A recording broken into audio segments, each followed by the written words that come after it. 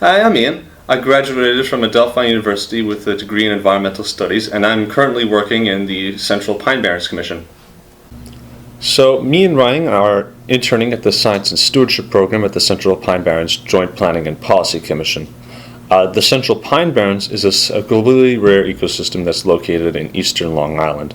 Aside from the rarity, the Central Pine Barrens provides a variety of ecosystem services to Long Island, especially for the water supply that make it important to conserve. The Pine Barrens ecosystem removes contaminants and pollutants from the water supply, such as excess nutrients. So you can get from runoff, you can get from fertilizer runoff or from rain that can contain nitrogen. And the Pine Barrens ecosystem also captures and recharges water into the aquifer. If it weren't for the Pine Barrens, we would have to spend far more money on purifying the water supply, and we wouldn't have.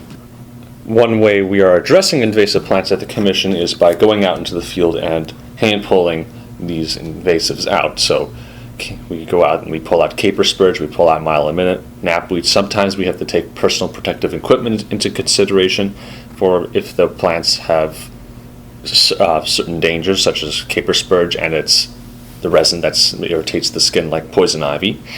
We also, in the case of invasive grasses, it's not practical to hand pull them out, so we go use a weed whacker on them continuously to essentially kill off the population.